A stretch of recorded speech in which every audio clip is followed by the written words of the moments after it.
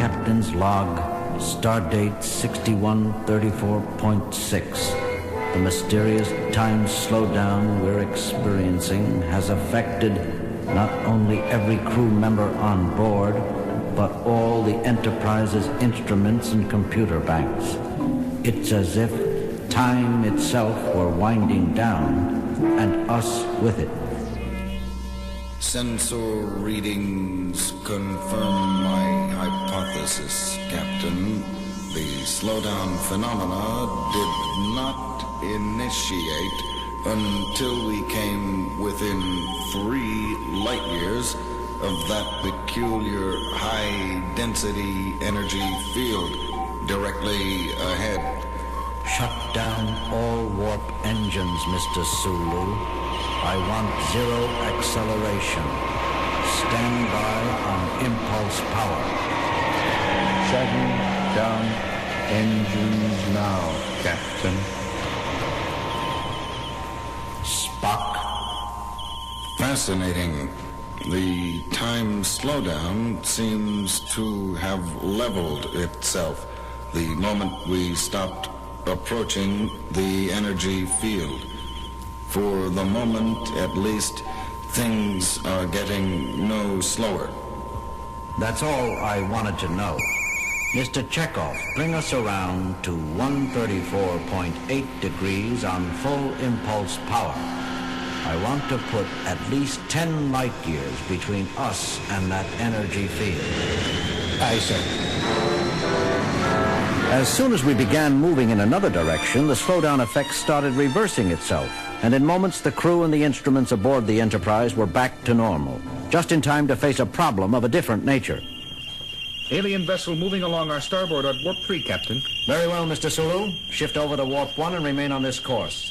Lieutenant Uhura, open all hailing frequencies. I'm trying, sir. Let's see what our shadow looks like. Activate the screen. Screen on, Captain. What do you make of it, Spock? Curious.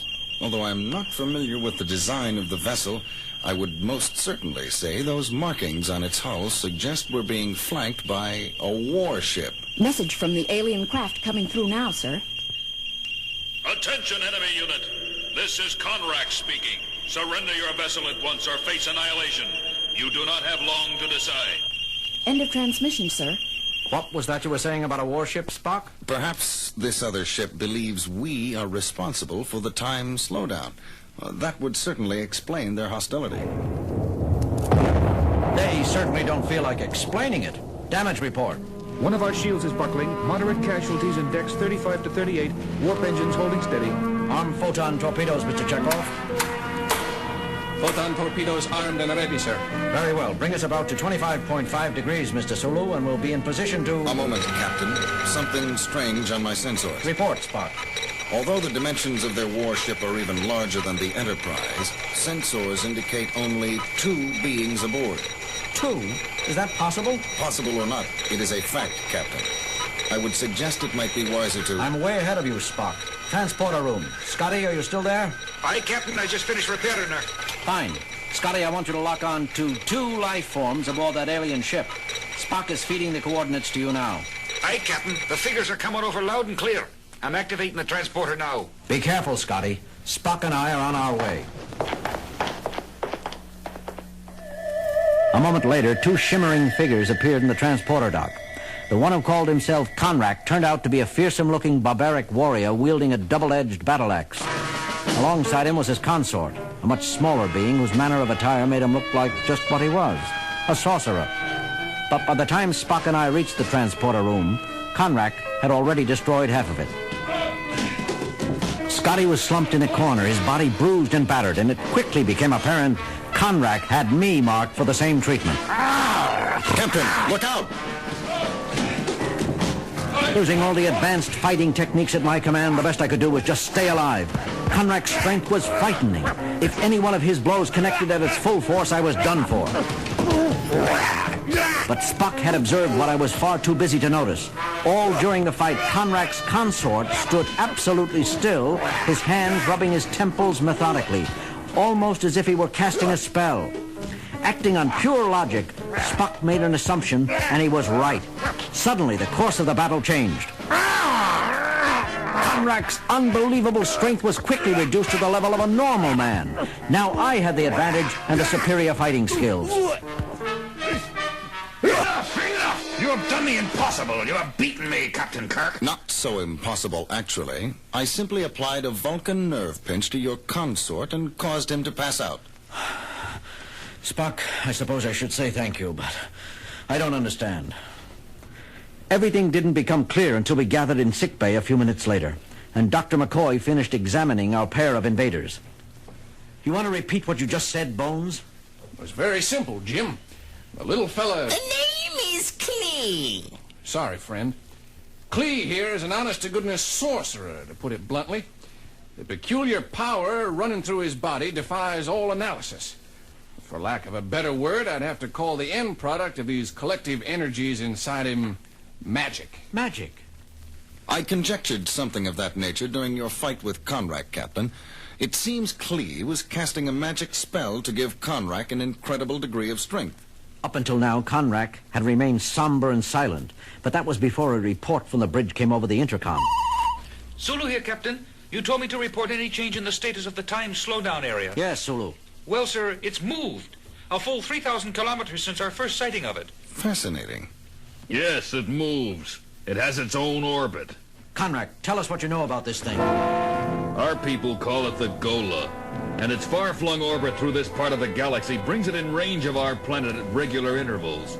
A more terrible fate for any world I could not imagine. I don't get it. Just what does this Gola do? Think about it, Doctor.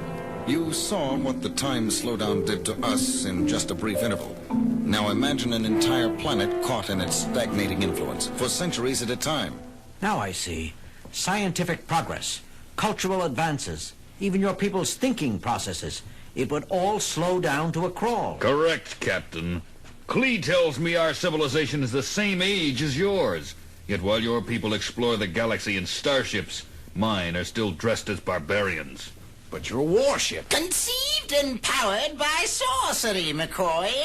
Not science. If it weren't for Klee's wizardry, we could never have attempted this mission. You came to destroy the Gola. By any means we could, even if it meant sacrificing ourselves. I wrongly made the assumption your vessel was controlling the Gola, and for the attack I am truly sorry. Captain's log supplemental. Conrack and Klee were sincere. Their entire race was counting on them to wipe out the menace that had held their culture locked in a standstill for centuries. And now they had the help of a starship. Phasers armed and ready, Chekhov? Armed and ready, sir. Let's hope they do more good against the Gola than the photon torpedoes just did. Fire!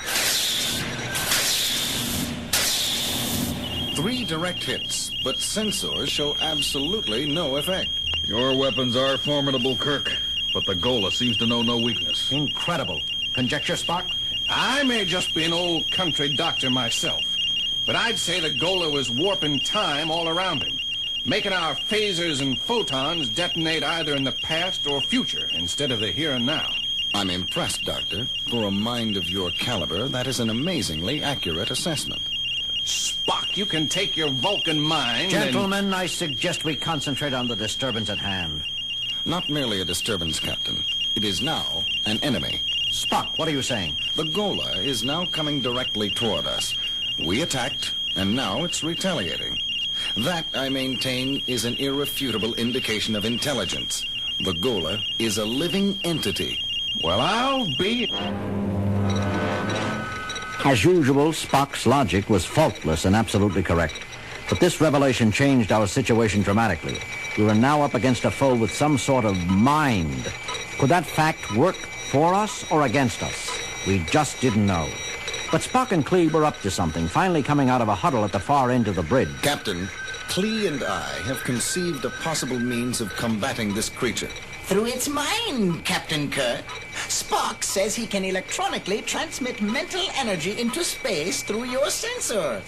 But even if that's true, Spock, how could any of our minds possibly be a match for anything so vast and limitless? A point well taken, Doctor.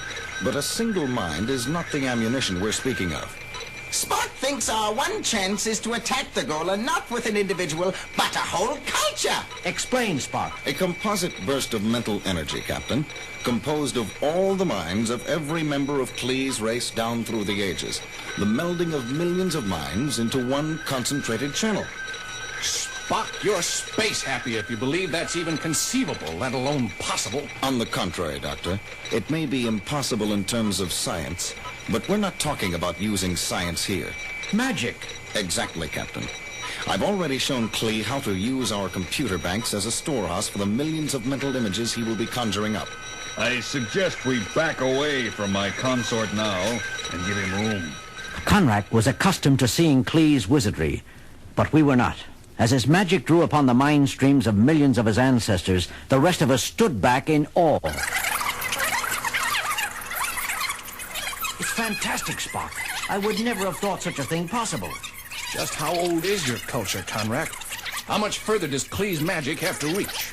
The exact date of our origin is unknown. We do know our oldest ancestors came from a far-off planet many eons ago. A planet called Earth. All of us share the same look of amazement. Earth, he said. Could Conrack and Klee be from our very own planet? Before we could explore the topic further, however... The Gola is still advancing and closing fast, sir. Klee! He's ready, Captain. The counterattack will begin now. Klee's hands were gripped around the terminals of the sensor panel. His entire body was surrounded by a shimmering aura as he transmitted an incalculable energy charge through space, composed of millions of separate mental bursts, the sum total force of Klee's entire culture down through the ages. Report, Sulu. The Gola's charge is slowing, but it isn't stopping him, sir. He's still coming. In heaven's name, it's not enough. It's just not enough. I am afraid our race was not old enough, Captain. Our culture's history has not amassed enough mind power to overcome the Gola's sheer mental strength. Spock! What the blazes is he doing? He's grabbing the terminals of the sensor panel.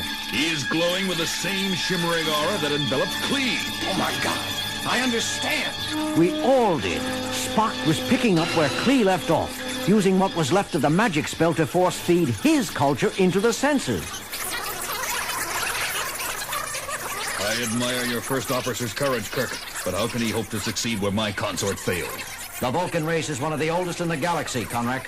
Odds are it's far older than your race or ours. That's right, now that I think of it.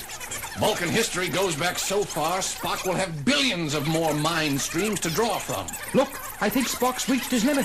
He must stop. Too much mental energy will kill him. Then it happened. All at once, Spock released the sum total of Vulcan mental energy amassed through millions of years, transmitted through our sensors in one massive charge. And although the invisible charge did not show up on our screens, the result did. Look! Spock's done it! The Gola is backing away! It's trying to flee, but it's slowing down! I believe that last energy burst paralyzed it. That is correct, Conrack. Spock, you're all right? Somewhat exhausted, but feeling satisfactory, Captain. And you, Klee? I'm fine. Now that I know we've finally beaten the scourge of our race. Now that we've got the Gola where we want it, what do we do with the blasted thing? I am addressing that problem at this very moment, Doctor. Explain, Spock. In transmitting that mental burst to the Gola, I came in contact with its mental center, Captain. What we would call its mind. I have just completed a circuit that will allow all of us to hear what it is thinking at this moment. Incredible. I never could have guessed such a thing. Spock, that sounds like the crying of a baby. Very astute, Doctor. Gentlemen, Gola is a mere infant. Not a baby in the human sense of the word, but a baby nevertheless. It was spawned in the heart of a star sun millions of light years away, and its far-reaching orbit has really been a methodical search for its parent. The sun that spawned it. Yes, Conrack. The fearsome menace your people dreaded is merely a child lost in the stars. Our job now is to locate its home. Captain's log, Stardate 6453.2. After using a long-range tractor beam to pull Gola behind us for several days, we finally released it moments ago. As we orbited the star sun, Spock's calculations had pinpointed as the parent. All of us watched the screen in eager anticipation. Instruments show the Gola is now stationary in the core of the star sun, Captain. Thank you, Mr. Sulu. I think it's safe to say the baby is home. Well, Spock, I've got to hand it to you. As a galactic babysitter, you're not half bad. See you all later. Spock, about Conrack and Klee, something bothers me. Captain, we returned them to their home planet. With Gola gone, they'll begin to progress normally now. I don't see a problem. That part about them coming from a planet called Earth. I can't help wondering if it was our Earth. But there are no historical records of an ancient civilization vanishing from Earth that long ago. Curious. When I took over from Klee at the Sensors, I picked up brief mental images of his very first ancestors. They were evacuating a sinking continent in spaceships. Spock!